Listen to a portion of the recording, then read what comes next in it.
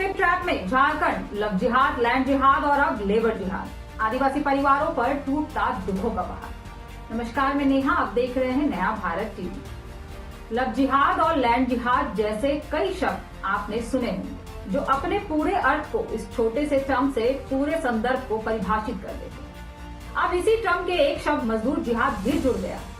शायद ये शब्द हमारे और आप जैसे लोगों के लिए नया हो, लेकिन झारखंड के लोगों के लिए काफी गहरे तक जड़ें जमा चुकी है और बहुत बड़ी समस्या। आदिवासी परिवारों की ऐसी ही दर्दनाक कहानियां हमारे सामने आई हैं। झारखंड में आबादी के समीकरण बदलने के साथ ही जहां लव जिहाद, लैंड जिहाद के साथ मजदूर जिहाद जैसे मामले भी सामने आने लगे हैं। खासतौर पर भोले भाले आदिवासी इसके शिकार हो रहे हैं। स्थिति यह है कि शासन सत्ता के स्तर पर भी ना तो संवेदना है और ना ही कोई कार्यवाही हो पा रही है।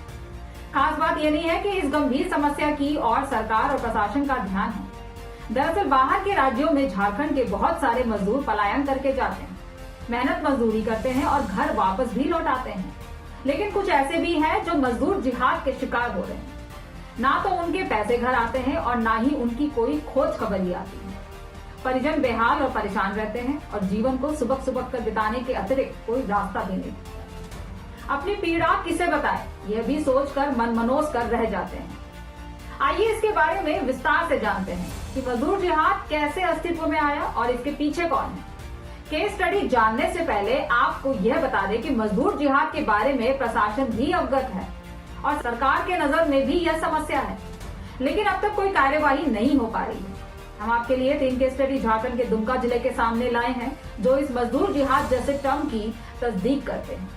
बता दें कि दुमका जिले में आदिवासी मजदूरों का शोषण एक गंभीर समस्या बनती जा रही है।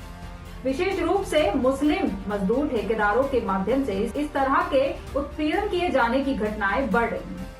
मजदूरों को काम दिलाने के बहाने जम्मू कश्मीर और लेह लद्दाख जैसे दूर दराज के क्षेत्रों में ले जाया जाता है, लेकिन काम पूरा होने के बाद ना तो उन्हें मेहनताई मिलती है और ना ही वे घर लौट पाते हैं। ऐसा ही एक मामला दुमका जिले के कांटीपुर थाना क्षेत्र में जगला गांव का है, जहां एक ही गांव के 3 परिवार के परिजन वर्षों बाद भी नहीं लौट पाए हैं। परिजनों का आरोप है कि मेल आलम अंसारी काम दिलाने के बहाने जम्मू कश्मीर ले गया था, लेकिन वर्षों बीत जाने के बाद भी ना तो परिजन लौटे और ना ही किसी तरह की जानकारी दी गई। दुमका जिले की कांटीपुर थाना क्षेत्र में जंगला गांव के 3 आदिवासी परिवार वर्षों से अपने परिजनों की प्रतीक्षा कर रहे हैं, जिन्हें आलम अंसारी नाम का ठेकेदार काम दिलाने के बहाने जम्मू कश्मीर लेकर गया था। तीनों आदिवासी मजदूर अब तक घर नहीं लौटे हैं। इस वजह से इनके परिवार गहरे संकट में हैं। इन्होंने दुमका पुलिस और राज्य सरकार से गुहार लगाई है, लेकिन अब तक कोई कार्यवाही नहीं हुई है। आइए हम इस केस स्टडी के जरिए मुद्दे की गहराई को समझते हैं। जंगला गांव के क्रिस्टोफर मुरमुरे एकमात्र कमाने वाले थे, लेकिन वो आज तक नहीं लौटे। उनके घर में एक वृद्धा माँ और एक बेटी समी मुरमुरे अकेले किसी तरह जिंदगी काट रही है। सुमी मुरमुरे बताती है कि वर्षों पहले पिता क्रिस्टोफर मुरमुरे के काम दिलाने के लिए एक मुस्लिम ठेकेदार जम्मू कश्मीर ले गया, जो अब तक नहीं लौटा। अकेले किसी तरह जिंदगी बसर कर रही थी और उन्हें देखने वाला सिवाय दादी के कोई नहीं है। वहीं दूसरा मामला एक अन्य आदिवासी महिला मनी किस्सू का भी है, जिसके पति शिवधन मुरमुरे भी आज तक नहीं लौटे हैं।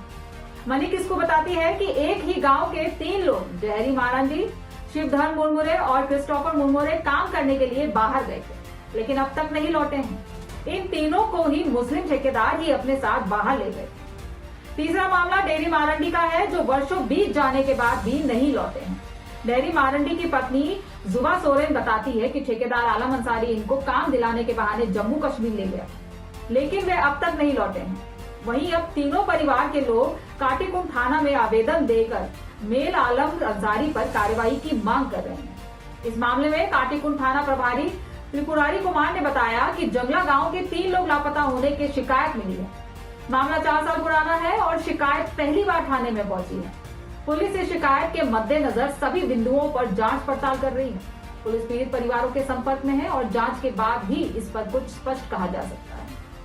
मुस्लिम ठेकेदारों का प्रभाव एक जानकारी के अनुसार दुमका जिले और उनके आसपास के क्षेत्रों में लगभग 130 मुस्लिम मेजर्स सक्रिय हैं। दुमका में ही 14 मुस्लिम ठेकेदार हैं, जबकि मसलिया में 23, टेगोरा में 12, रामगढ़ में 6, जरमुंडी में 5 और जमा में 4 मेजर्स यानी ठेकेदार लोग सक्रिय हैं।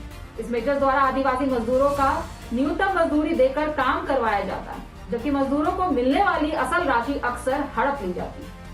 आदिवासी जनसंख्या का कम होना और उनकी आर्थिक और सामाजिक रूप से पिछड़ी स्थिति का फायदा मुस्लिम मेजर्स उठा रहे हैं। ये आदिवासी मजदूरों को बाहरी राज्यों में ले जाकर शोषण करते हैं और फिर उन्हें वापस नहीं आने देते।